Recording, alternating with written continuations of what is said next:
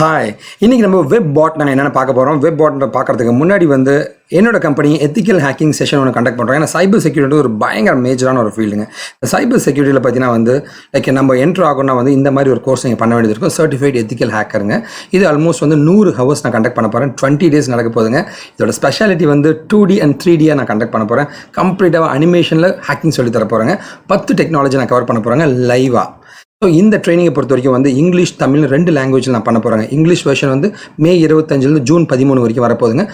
Tamil version June 1 June 20 வரைக்கும் இருக்க போதுங்க. அதுக்கான ரெஜிஸ்ட்ரேஷன் லிங்க் எல்லாமே டிஸ்கிரிப்ஷனில் நான் கொடுத்துருக்கேங்க. நீங்கள் இங்கே பார்க்கலாங்க. அண்ட் டைமிங் பார்த்தீங்கன்னா ஃப்ளெக்சிபிளாக இருக்கும். இந்த கோர்ஸோட டைமிங்கு நீங்கள் எப்போ வேணால் லைவுக்கு நீங்கள் படிக்கலாங்க. லைவாக நான் நடத்திட்டே இருப்பேங்க. இது இல்லாமல் மற்ற கண்டென்ட் நீங்கள் மிஸ் பண்ண கண்டென்ட் லோட் பண்ணி வச்சிருப்போம். 100% ப்ராக்டிக்கல், 800 டெக்னாலஜிங்க, 240 டாப்பிக்குங்க, 60 செஷன், 180 ஹேக்கிங் டூல்ஸுங்க, 2 hacking operating system, Kali Linux and Parrot OS. இது எல்லாமே நான் சொல்லி தர போகிறேங்க. அண்ட் அப்பார்ட் ஃப்ரம் தட் இந்த செஷன் நீங்கள் மிஸ் பண்ணாலும் நீங்கள் ஃபியூச்சர்லேயும் இந்த டேட்ஸை கேட்கலாங்க. உங்களுக்கு இந்த ப்ரோக்ராம் கொடுக்க நாங்கள் ரெடியாக இருப்பாங்க. ஃப்ளெக்சிபிளான டேட்டும் இருக்குங்க. ஓகே, நம்ம இப்போ லைக் WebBotக்குள்ள போகலாம். அதுக்கு முன்னாடி எத்திக்கல் ஹேக்கிங் கோர்ஸ் இல்லை இன்டர்ன்ஷிப்ஸ் ப்ராஜெக்ட்ஸ் ஏதாவது இப்போ நீங்கள் பண்ணணும்னு ஆசைப்பட்டீங்கன்னா கண்டிப்பாக என்னை மீட் பண்ணுங்கள். என்னோட வெப்சைட்டை நீங்கள் காண்டாக்ட் பண்ணலாம். என்னோட காண்டாக்ட் நம்பர் நான் கொடுத்துருக்கேன். ஆன்லைனில் நீங்கள் படிக்கிறதாலும் படிச்சுக்கலாங்க, இல்லை ஆஃப்லைனில் என் ஆஃபீஸ்க்கே படிக்கிறதாலும் வாங்க. ஓகே, WebBotனா என்ன அப்படின்னு கேட்டிங்கன்னா, WebBotனா ஆட்டோமேட்டிக்காக ஒரு ப்ரோக்ராம், என்ன ஆட்டோமேட்டட் ப்ரோக்ராம் நான் எழுதுவேன். இந்த ஆட்டோமேட்டட் ப்ரோக்ராம் என்ன பண்ணும், ஆட்டோமேட்டிக்காக கடற்கடன்ட்டு ஒரு விஷயத்தை பண்ணிச்சுன்னா அதுதான் WebBotனு சொல்லுவாங்க. எக்ஸாம்பிள் பார்த்தீங்கன்னா லைக் உங்களோட gmail.com நான் யூஸ் நேம் போடுறேன், பாஸ்வேர்டை போடுறேன், சைன் பண்ண டப் டப் டப்னு அடிச்சுட்டே இருப்பாங்க. திடீர்னு ஒரு கேப்சா மாதிரி ஒரு பேஜ் வரும்.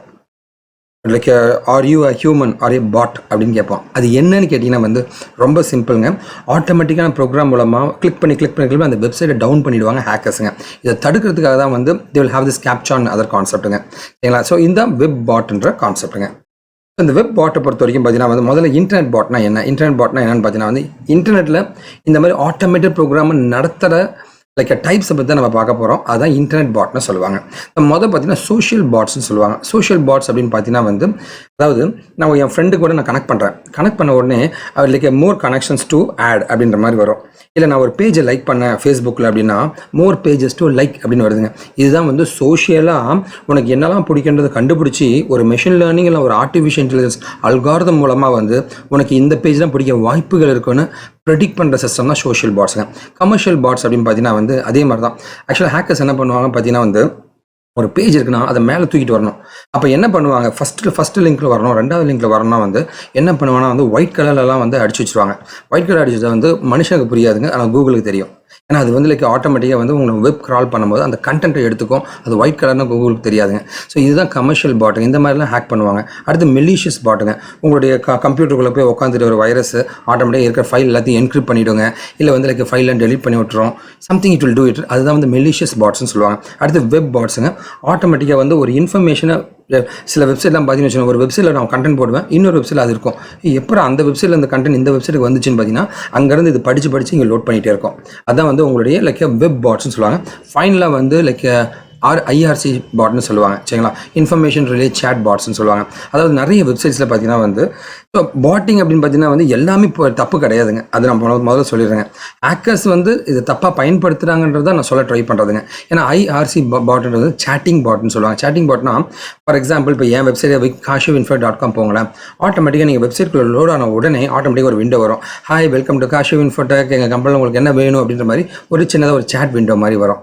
ஓகேவா? ஸோ இன்னும் கொஞ்சம் அட்வான்ஸு லைக் வெப்சைட்ஸ்லாம் நீங்கள் போனீங்க அப்படின்னா நான் like I am looking for internship அப்படின்னு அடிச்சிங்கன்னா ஆட்டோமேட்டிக்காக அந்த இன்டர்ன்ஷிப்ன்ற வார்த்தையை ரீட் பண்ணிட்டு ஆட்டோமேட்டிக்காக என்னோட ஆட்டோமேட்டட் ப்ரோக்ராம் என்ன பண்ணால் what kind of internship you வான்னு அந்த ப்ரோக்ராமே டைப் படிக்க மனுஷன் மாதிரியே. சரிங்களா? வெங்கட் சேஸ் அப்படின்ற மாதிரி வருமே தவிர ஆனால் அந்த ப்ரோக்ராமே டைப் படிக்கும். இதுதான் IRC சேட் பாட்ஸ்ன்னு சொல்லுவாங்க. ஓகேங்களா? ஸோ இதெல்லாமே லைக் இன்டர்நெட் பாட்ஸுடைய வகைகள்ங்க.